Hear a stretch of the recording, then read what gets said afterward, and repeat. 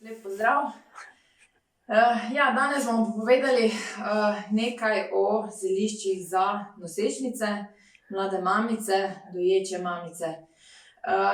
Ker sem pač tudi sama v veselem pričakovanju, vam bom seveda povedala nekako iz bolj lastnih izkušenj, po katerih zeliščih nekako naj bi posegale in po katerih naj bi se nekoliko bolj izogibali. Kot nekako prvi na seznamu tistih zdravilnih zelišč, primernih za nosečnice, so seveda komarček in pa janež. To sta za mene prva čaja, ki jih nekako uživamo lahko skozi vso nosečnost, seveda po nekih normalnih količinah. Tole, kar imam v roki, je janež, so semena janeža. Tole,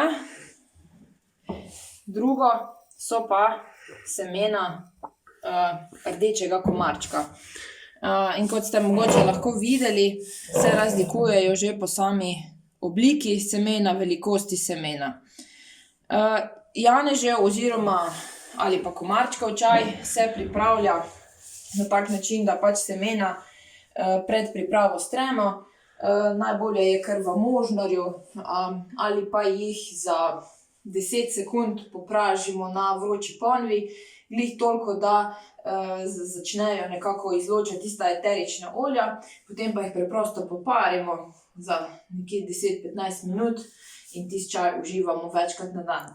Čaj iz komarčka in janeža pomaga v nosečnosti predvsem pri težavah z zgago, če so težave s prebavili, če so težave s splošnim počutjem in pa tudi boljšega, bom rekla, kar dobrega okusa je, no. Janežev čaj ali pa komarčkov čaj se priporoča tudi po porodu, predvsem zato, ker spodbujata nastajanje mleka, tako da za vse tiste mamice, ki dojijo, se zelo priporoča pitje teh dveh čajev. Zelišče, ki je zelo primerno v času nosečnosti, je tudi melisa. Meliso že kar dobro vsi poznamo. Takole izgleda suha. Melisa blaži razne prebavne težave, spet pri težavah z zgago, če so težave z glavoboli, pomirja naše telo in pomaga pri težavah z nespečnostjo. Pripravi se pa spet podobno kot janežev čaj, torej poparek za 10 minut, nekje 2 skodelice na dan sta čisto dovolj. Zelišče, ki zelo dobro vpliva v času nosečnosti in pa po porodu, je ovseni čaj. Ovseni čaj se nabira v času cvetenja, se hitro posuši in se potem uporablja v obliki čaja kot poparek. Ovseni čaj pomaga k splošnemu boljšemu počutju, pomaga pri hitrejšem okrevanju po porodu, zelo dobro vpliva na naša prebavila in nekako tudi ureja našo prebavo. Kot vemo, takrat pač se dogajajo razne hormonske spremembe in tudi nekako uravnava tisto razpoloženje. Da nismo mogoče včasih tako, ne niha tisto naše razpoloženje tako močno. Priporoča se tudi pitje metinega čaja, ampak v manjših količinah, zato ker vsebuje kar dosti eteričnih olj. Metin čaj je dober predvsem, kadar nas muči težava z zgago, s prebavili, dihali. Dovolj je le 2 skodelice na dan, pijemo po požirkih, pripravi se kot poparek za 10 minut. Metinega čaja ne smete uporabljati dolgotrajno, ampak nekje tu pa tam, bomo rekli, no, ne vsak dan. Pa mogoče takrat, kadar so težave, par dni skupaj, zato ker eterična olja lahko močno vplivajo tudi na plod ali pa tako naprej.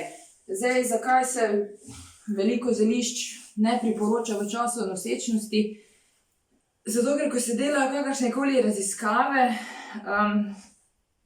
se nekako nosečnice, doječe matere izloči iz tistih, bomo rekli, skupin, na katerih pač opazujemo, kako delujejo zelišča. In zato se pač v času nosečnosti uporabljajo zelišča, ki so bolj blaga, ki vsebujejo manj eteričnih olj, zato da ne bi prišlo do kakršnihkoli težav. V času nosečnosti se priporoča, da se uporablja tudi kar dosti vitamina C, zato ker vitamin C pač pospešuje absorpcijo vseh zdravilnih sestavin, tudi iz hrane, pomaga pa tudi pri zdravilnih zeliščih, zato se v času nosečnosti in dojenja naj bi uporabljal tudi šipek. Tale je suh. Šipek pred uporabo samo zdrobimo, pripravimo ga kot poparek, lahko ga pa pripravite tudi kot hladni namok. To je dobro, da se uporablja kar pri pripravi vsakega čaja, zato ker se pač s tem poveča absorpcija zdravilnih sestavin.